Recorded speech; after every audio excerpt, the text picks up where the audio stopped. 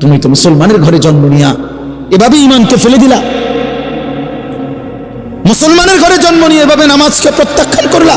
ছি ছি ছি ছি, তোমারে দেখে তো হিন্দুও হাসবে, তোমারে দেখে তো ইহুদিও হাসবে, তোমারে দেখে তো খ্রিস্টানও হাসবে, যে দেখছো হয় নাকি শ্রেষ্ঠ জাতি, ওদের ধর্ম নাকি শ্রেষ্ঠ ধর্ম, ওদের ধর্ম কোরআন নাকি শ্রেষ্ঠ কিতাব, ওদের শ্রেষ্ঠ ধর্ম ওদেরই পছন্দ হয় না, ওদের শ্রেষ্ঠ কিতাব ওরাই পড়তে পারে না। এটা কিসের শ্রেষ্ঠ? কথা বলেন না। তাহলে আমি তো আমার ধর্মের অপমান। কথা বলেন না, আমি আমার ধর্মের অপমান না, আমি আমার কোরআনের অপমান। এজন্য তোমরা যারা বেনামাজি ছেলে, তোমরা ধর্মের অপমান। তোমাদের যাদের চুল বেঈমানের মতো, তোমরা মুসলমান ধর্মের অপমান। তোমাদের কারণে আমার ধর্ম লজ্জিত, তোমাদের কারণে ধর্ম বেইজ্জতি হয়েছে। তোমরা ইসলামকে অপমানিত করলা, আল্লাহকে অপমানিত করলা, আমার নবীর শ্রেষ্ঠতম 23 বছরের আদর্শকে তোমরা অপমানিত করলা। এই অপমানের বিচার আল্লাহ করবে, মনে রাখো, ছেড়ে দিবে না বাপ। আল্লাহ কোরআনে বলছে, বান্দা আমি 1 সেকেন্ড ছাড়বো না, আমি হিসাব নিই। তুমি আমারে কি মনে করছো বান্দা? বা দুগা খাওয়াইছি দেখে তুমি মনে করছো আমি মাতি না? হ্যাঁ, কিটা মনে করছো? এ পেশাব পায়খানা আর ভাত তুমি মনে করছো আমি কিছুই বলবো না, কিছুই বলবো না। তুমি জানো না ফেরাউনকে শোয়াইছে কে? তুমি জানো না কারুনকে শোয়াই দিছে কে? তুমি জানো না নমরুদ সাদ্দাতকে নিশ্চিহ্ন করে দিয়েছে কে? তুমি শোনো নাই? তুমি আন্দাজ করো নাই আমি আল্লাহ কেমন? এই পৃথিবীর কত অবাধ্য জাতিকে আমি আল্লাহ ধ্বংস করে দিয়েছি, শোনো নাই? ওই গোটা পৃথিবীর সমস্ত আধুনিক প্রযুক্তি থাকার পরেও তো বাবা আমেরিকার ওই বেঈমানরা ক্যালিফোর্নিয়ার লস অ্যাঞ্জেলস তাদের একটি স্টেট আগুনে দাবানলে পুরে ছাই হয়ে গেছে। লক্ষ লক্ষ কোটি কোটি মিলিয়ন বিলিয়ন ডলারের এক এক বিল্ডিং। আপনারা মুরব্বীরা মিলিয়ন বিলিয়ন ডলার কি তাই বুঝতেন না? কয়টা? আপনি 1 মিলিয়ন বিলিয়ন ডলার কত টাকা? কমপক্ষে 300 টাকার বেশি। মানে আপনি এটি বুঝতেন না, টেহাইনি এটা বুঝতেন না। কথা বুঝছেন কিনা? হ্যাঁ, আমরা কিতাবে পড়ছি এক বুজুর্গকে, হ্যাঁ, একটা জিনিস দামি ওনার কাছে ছিল, তো ওনার কাছে বলছি আপনি বিক্রি করে দেন। কত মূল্য? উনি বলছে 100 দিরহাম, 100 টাকা। তখন উনি যখন বিক্রি করে দিছে, ওনারে 100 দিরহাম দিছে। তো অন্য কেউ ওনারে পরে বলছে, হায় হায় জনাব, আপনি তো বহুত বড় ঠকছেন, মাত্র 100 টাকা দাম চাইলেন, এটার দাম তো আরো অনেক। তো উনি বলছেন, আল্লাহর কসম 100 টাকার উপরে, 100 দিরহামের উপরে কোনো সংখ্যা আছে? আমার তো এটা জানা না, আমার তো এর উপরে কিছু জানা নাই। আমার মেজো বোনের বিয়ে যখন হয়েছিল, মেজো বোন, আমি তখন প্রাইমারি শেষ করে মাদ্রাসায় ভর্তি হয়েছি, এই সময় আমার বোনের বিয়ে হয়েছে। তো বোন জামাই যখন ওই আগে ছোটবেলায় বিয়ের দিন বোন জামাই যখন আসছে, তখন শরবত খাওয়াইছি যে গেইটে নাকি, তখন কিছু টাকা দিতে হয় না, যে শরবত খাওয়ায় তারে। তো আমারে 100 টাকা দিছে উনি প্রথম।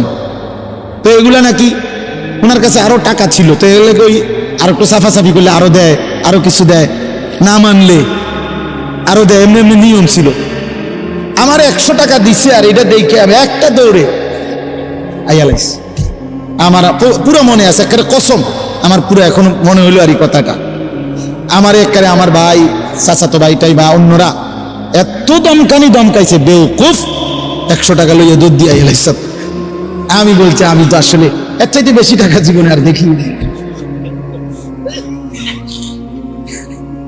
তো বলতে চাইলাম, হাজার হাজার কোটি কোটি মিলিয়ন ডলারের এই বাড়ি ভবন, এগুলো পৃথিবীর সর্বাধুনিক প্রযুক্তি দিয়ে, অত্যাধুনিক প্রযুক্তি থাকা সত্ত্বেও, আধুনিক সরঞ্জামাদি থাকার পরেও বাপ আল্লাহর দেওয়া আযাবে আগুনে যখন জ্বলছে, এই কয়দিন হইল কোন বেঈমানে 1 সেকেন্ডের জন্য আগুন নিভাইতে পারে না। 14,000 ফায়ার সার্ভিস কর্মী একসাথে আপনার পানি দিছে। আরো বাড়ে, আগুন আরো বাড়ছে। তার মানে বোঝা গেল বাবা, পৃথিবীর কারো শক্তি মূলত কোনো শক্তি না, আল্লাহর শক্তির সামনে, আল্লাহর ফয়সালার সামনে।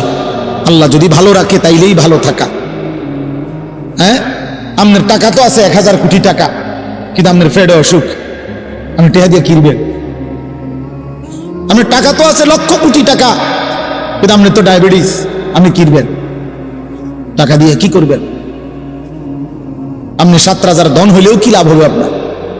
এই জন্য আমি অনুরোধ করছি, আমরা মুমিন, আল্লাহ আমাদেরকে বলছে এটাই কথা, তোমাদের উপরে আমি রোজা ফরজ করলাম, তোমরা আমার হুকুম মানো, তোমরা আমারে মানো বান্দা। রোজা মানে বিরত থাকা, সিয়াম মানে বিরত থাকা, তার মানে গুনাহ থেকে বাঁচো, হালাল বস্তু থেকে বাঁচো। আমি তোমাদেরকে হারাম তো হারামই, হারাম থেকে আবার ফিরাবো কেন? হারাম থেকে তো ফিরতে সারা বছরের জন্যই বলে দিছি। তো আমি রমজান মাসে তোমাদের 3টি হালাল খাবার হালাল ছিল, পানি হালাল ছিল, হালাল স্ত্রী হালাল ছিল। আমি রমজানের 30টা দিন, একটা মাসে তোমাদের জন্য খাদ্য, পানি, স্ত্রী, এই 3টা জিনিস হালাল বস্তু আমি হারাম করে দিলাম। যেন আমি বুঝাইতে চাইলাম যে দেখো, আমি আল্লাহ যেখানে হালালটাও হারাম করে দিলাম, সেখানে হারামটার প্রতি আমি আল্লাহর কি পরিমাণ ঘৃণা। যালিকা ফাদলুল্লাহি ইউতিহি মান ইয়াশা। আল্লাহ তাআলা বলছেন এটা আল্লাহ তাআলার ফজল, অনুগ্রহ, দয়া। তিনি যাকে ইচ্ছে করেন দিয়ে থাকেন, তিনি যাকে ইচ্ছে। হযরতে বেলাল রাদিয়াল্লাহু তাআলা ওনার বাড়ি মক্কা মদিনা না, অনেক দূরে, কিন্তু উনি মুসলমান হয়েছেন, সাহাবী হয়েছেন। হযরতে হুযায়ফা নবীজির সাহাবী, ওনার বাড়ি মক্কা মদিনা না, ইয়ামান, উনি মুসলমান হয়েছেন, সাহাবী হয়েছেন। হযরতে সালমান, ওনার বাড়ি মক্কা মদিনা না, ওনার বাড়ি ইরান, পারস্য। তো উনি সেখান থেকে আল্লাহ আনাইছে, উনি কালেমাওয়ালা হয়েছে। হযরত আবু হুরায়রা রাদিয়াল্লাহু তাআলা, বিখ্যাত সাহাবী, সবাই নাম জানেন। আবু হুরায়রার নাম সবাই জানেন না? উনিও কিন্তু মক্কা মদিনার মানুষ, উনি দাউস গোত্র, এটা অনেক দূরের, কিন্তু সেখান থেকে আল্লাহ ওনাকে আনাইয়া মুসলমান হয়েছেন, সাহাবী হয়েছেন। কিন্তু আবু জেহেল বাড়ির কাছে, আল্লাহর ঘর কাবার সবচেয়ে কাছে, সর্বপ্রথম বাড়ি যার কাবা ঘরের পরে আবু জেহেলের বাড়ি। জানেন এটা? আবু জাহেলের ঘরের আগে কারো ঘর নেই, কারো ঘর ছিল না, নবীজির ঘরও আরো পিছনে ছিল, সবার ঘর পিছনে। কাবা ঘরের সবচেয়ে নিকটতম প্রতিবেশী ছিল আবু জাহেল। তো কি হয়েছে? কিন্তু বদনসিব, আবুল আহাব কাছে ছিল, বঞ্চিত। এই জন্য এটা আসমানের ফয়সালা। এত কাছে থেকে বঞ্চিত হলো কেন? এত দূরের থেকে আসলো কেন? বুঝছেন না হিসাবটা? তাহলে মূলত ফয়সালাটা কার? ইউতিহি মান ইয়াশা। আল্লাহ বলছেন আমার অনুগ্রহ, আমার দয়া, আমি যাকে ইচ্ছে করে দিয়ে থাকি, আমি যাকে ইচ্ছে করে দিয়ে থাকি। এই জন্য বললাম আর কি, আমি সবাই শুনতে পারবে, শুনবে, এটা জরুরি না। আল্লাহ যাকে পছন্দ করে, ইচ্ছে করে, তাকে আল্লাহ তাআলা দ্বীনের বুঝ দান করেন। হাদিসের মধ্যে আছে, মান ইউরিদিল্লাহু বিহি খায়রান ইউফাক্কিহু ফিদ্দীন। আল্লাহ যার ভালো চান, কল্যাণ করতে চান, তাকেই আল্লাহ তাআলা দ্বীনের বুঝ দান করেন, দ্বীনের বুঝ দান করেন। নবীজি বলেন, ইজা আরাদাল্লাহু বিআবদিন খায়রান ইস্তা'মালাহু।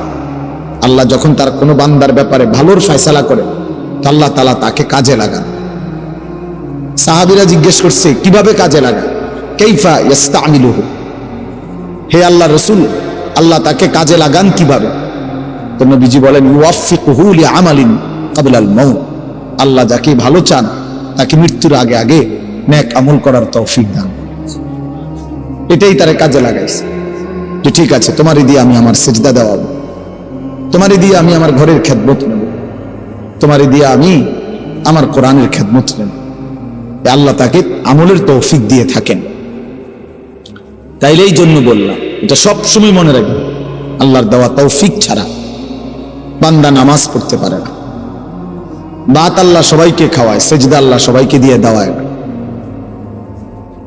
দুনিয়ার প্রয়োজন আল্লাহ সকলের প্রয়োজন পূরণ করে, জন্তু জানোয়ার, কুকুর, বিড়াল, সাপ, বিচ্ছু, কাফের, মুশরিক, বেঈমান, নাস্তিক, মুরতাদ, এদের সকলের দুনিয়াবি প্রয়োজন আল্লাহ পূরণ করে। এই খানা পিনা, পেশাব পায়খানা, হ্যাঁ, জরুরত, এগুলো তো আল্লাহ তাআলা জন্তু জানোয়ারেরও পূরণ করে। কিন্তু সেজদা, আল্লাহর গোলামি, আল্লাহর ইবাদত সবাইকে দিয়ে আল্লাহ করায়। আল্লাহ যাকে পছন্দ করে, ইচ্ছে করে, তাকে আল্লাহ তাআলা তার দ্বীনের জন্য কাজে লাগায়, আল্লাহর ইবাদতের তৌফিক দান করে। এই জন্য এটা সবসময় মনে রাখতে হবে। নবী সাল্লাল্লাহু আলাইহি ওয়াসাল্লাম দোয়া করতেন যে আল্লাহ, আমার ইবাদত, আপনার ইবাদত সুন্দরভাবে করার জন্য আপনি আমারে সাহায্য করেন। আপনি সাহায্য না করলে হবে না, আপনি তৌফিক না দিলে হবে না। আল্লাহুম্মা লা মানিআ লিমা আ'তাইত, আপনি দিলে বাধা দিবে কে? আপনি না দিলে দিবে কে? আপনাকে বাদ দিয়ে কারো কোনো চেষ্টায় কি লাভ হবে? কোনো লাভ হবে না। এই জন্য এটা অনেক বড় ইহসান, আল্লাহ তাআলার দয়া। আল্লাহ যাকে পছন্দ করে, ইচ্ছে করে, দয়া করেন। আল্লাহর ইচ্ছা হয় আল্লাহ তাকে কোরআন পড়তে দেয়, দ্বীন মানতে দেয়, আল্লাহকে সেজদা করতে দেয়। আর এমনি বাকিদেরকে আল্লাহ খাওয়ায়, পড়ায়। এটা একটা কমন ব্যাপার। আল্লাহ তাআলা বলছেন, আমি অনুগত অবাধ্য সবাইকেই খাওয়াই। কাফের, মুশরিক, বেঈমান, কারো রিজিক দুনিয়াবি আমি আটকাই না। এই জন্য আল্লাহ তাআলা ফেরাউনকেও রিজিক দিছে, মুসা নবীকেও রিজিক দিছে না? নমরুদকেও রিজিক দিছে, ইব্রাহিম আলাইহিস সালামকেও রিজিক দিছে। আল্লাহ তাআলা আবু জাহেল, আবু লাহাবকেও রিজিক দিছে, নবী সাল্লাল্লাহু আলাইহি ওয়াসাল্লামকেও রিজিক দিছে। তাহলে দুনিয়ার প্রয়োজন সকলের পূরণ করছে, সকলের। কিন্তু আখিরাত সমান না, আখিরাত ভিন্ন। আখিরাত শুধুই ঈমানদারের। পরকালের সুখ, শান্তি, নিয়ামত শুধুই ঈমানদারের, শুধুই সেজদাওয়ালার। কোরআন শরীফে আছে, আল্লাহ তাআলা বলবে, কুলু ওয়াশরাবু হানিআম বিমা কুনতুম তা'মালুন। আমার বান্দা, বিগত জীবন দুনিয়াতে যে আমল করছো তার বিনিময়ে আজকে জান্নাতে খাও, পান করো, ওগুলোর বিনিময়ে। কুলু ওয়াশরাবু হানিআম বিমা আসলাফতুম ফিল আইয়ামিল খালিয়া। আল্লাহ বলেন, জান্নাতীকে বলবে, বান্দা নিশ্চিন্তে আরামসে দুনিয়ার জীবন যে তুমি নেক আমল করেছো তার বিনিময়ে আজকে আরামসে, নিশ্চিন্তে, নির্বিঘ্নে আমার জান্নাতে খাও এবং পান করো। জাযাআম বিমা কানু ইয়ামালুন। আল্লাহ তাআলা বলেন, জান্নাতের এই নিয়ামত বান্দা তোমাকে দিলাম কিসের বিনিময়? জাযাআম বিমা কানু ইয়ামালুন। ওই যে দুনিয়ায় আমল করেছিলে তার বিনিময়। এ তোমার সেজদার বিনিময়, এ তোমার রুকুর বিনিময়, এটা তোমার জিকিরের বিনিময়, আমার গোলামের বিনিময়, আমার বন্দেগীর বিনিময়। এই জন্য আখিরাত শুধুই মুমিনের জন্য, পরকাল শুধুই ঈমানদারের জন্য। এই জন্য আল্লাহ তাআলার তৌফিক ছাড়া বান্দা আমল করতে পারে না, নামাজ পড়তে পারে না, সেজদা দিতে পারে না। কত ছেলে দেখেন না, চোখের সামনে এক ওয়াক্ত নামাজ পড়ে না, জানেও না সে মানুষের বাচ্চা নাকি জানোয়ার, এটাও জানে, হাইওয়ান কিনা না মানুষ বলতে পারে। কে পাঠাইলো, কেন পাঠাইলো, কে সৃষ্টি করলো, কেন সৃষ্টি করলো, কি জন্য আসলো, কিচ্ছু জানে, কিছুই জানে না। লক্ষ্য উদ্দেশ্যহীন, গন্তব্যহীন এক পাগল, মাতাল, ছাগল, যা মন চায় তাই করে, যা মন চায়। এটা জিন্দিগি, এ তো লক্ষ্য উদ্দেশ্যহীন জীবন, জন্তু জানোয়ারের জীবন। মুসলমান তো তাকে বলে যার সুনির্দিষ্ট গন্তব্য জানা আছে। ঈমানদারের গন্তব্য জানা আছে যে আমার গন্তব্য কোথায়, আমার এটা হায়াত, এরপরে আমার মৃত্যু, কবর, এরপরে আমার হাসরের মাঠ, এরপরে আমার মিজান, হিসাব, এরপরে আমার ফুলসিরাত, এরপরে আমার জান্নাত। আমার টার্গেট জানা আছে, আমার গন্তব্য জানা আছে। আমি থামবো সেদিন, জান্নাতে যাব যেদিন। আমার টেনশন দূর হবে সেদিন, আমি জান্নাতে ঢুকবো যেদিন। وقالوا الحمد لله الذي اذهب عنا الحزن। কোরআনুল কারীমের মধ্যে আছে, আল্লাহ তাআলা বলেন, জান্নাতি বান্দা জান্নাতে ঢুকে বলবে, আল্লাহ আপনার প্রশংসা করছি, আজকেই আমার চিন্তা, পেরেশানি জীবনের তরে শেষ হলো। আজ আমি ডান মাঝে ঢুকলাম, এবার আমি নিশ্চিন্ত হলাম, নিশ্চিন্ত। আর কোনোদিন এই জান্নাত থেকে বের হতে হবে না। আল্লাহ তাআলা বলছেন আর কখনোই এখান থেকে বের হইতে হবে না। খালিদিনা ফিহা আবাদা, চিরস্থায়ী। চলেন বাপ, তো এই জন্য বললাম নিজেদের ছেলে, নিজেদের মেয়ে, নিজেরাও ইনসাফের সাথে ভাইবেন যে আপনি আখিরাত চিনেন কিনা। আপনার ছেলে মেয়েগুলো যেই জীবন পরিচালনা করতেছে, এতে কি মনে হয়? এতটুকু আন্দাজ করা উচিত যে আমার ছেলে আসলে আখিরাত চিনে কিনা, আমার ছেলের সামনে কোনো গন্তব্য আছে কিনা, নাকি এই মোবাইল, নারী, ছবি, জিনা, ব্যভিচার, মদ, জুয়া, নাচ, গান, উলঙ্গ দৃশ্য, হালাল হারামের কোনো বাজ বিচার নাই, পাক নাফাকের কোনো বাজ বিচার নাই, লজ্জা শরম হায়া কিচ্ছু নাই। যখন যা যা মন চায় খাইতেছে, হ্যাঁ, যা মন চায় তাই করতেছে। তো এই খামখেয়ালি জীবন, যখন যা